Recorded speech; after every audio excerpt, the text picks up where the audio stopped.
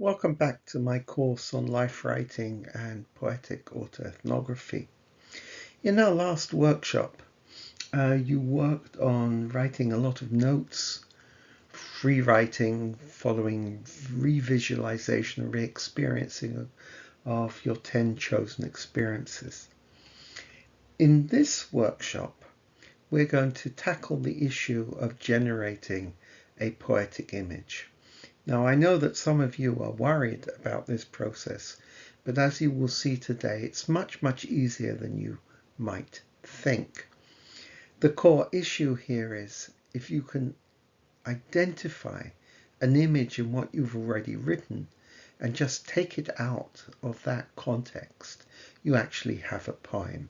So we're going to do that in a workshop format, but that basically is the principle of what we are going to do today.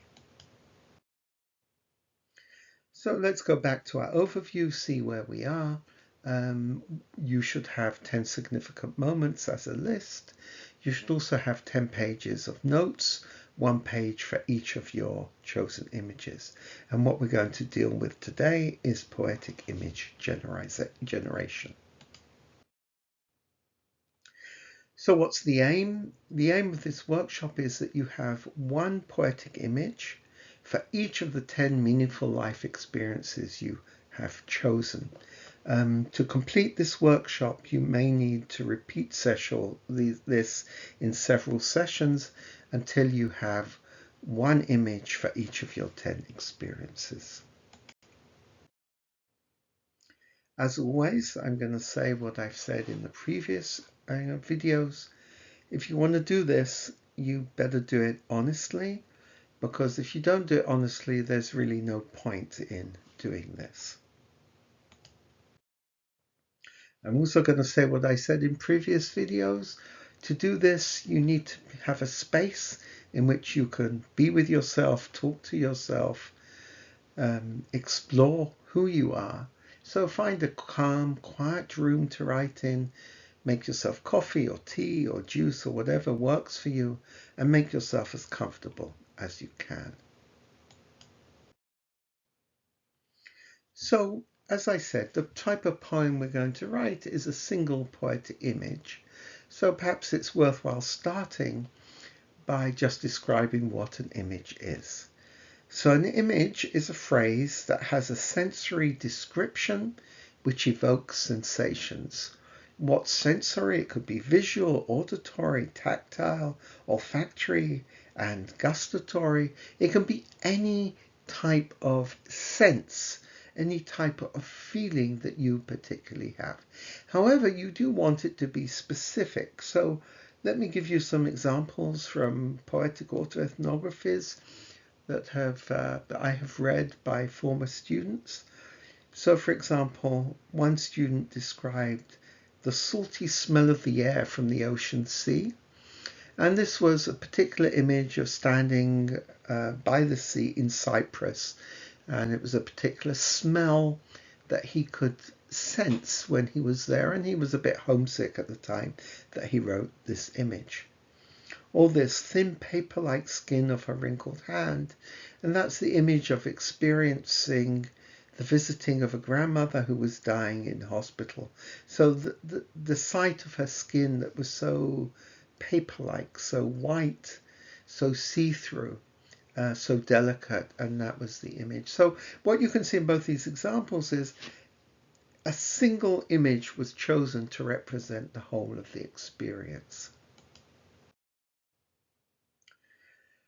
Okay, so let's talk about the image generation process. It's really very simple. So first off, take one of your experiences, read through the notes you wrote in our last workshop for one of the meaningful events that you've chosen. As you read through your notes, try to pinpoint what is a central, quintessential moment of that experience, a moment where you have heightened sensory perception, where you have heightened feeling. And try to find a scene, an object, an action, a smell, a sight, or a sound that you have described, or at least associated with, or at least referenced in your writing, and just write out that image. Now, it's natural, and this is what most people try to do. I don't want you to describe the event or the memory. I don't want you to write a narrative. What I want you to do is just to capture one image. It's going to be partial, and that in many ways is the point, that it does not have the full narrative there. So you're reducing yourself, you're restricting yourself to one particular image that for you is the high point or the most emotional point that captures the whole of the experience. So write out just one image. So you can stop the video at this point and do this for one of the images. And of course, you'll do it for all of them eventually, and then we can reconvene.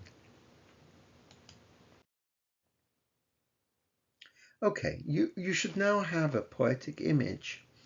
I'd like you to consider carefully the poetic image you wrote. Read it several times. Focus on the specific words you have chosen.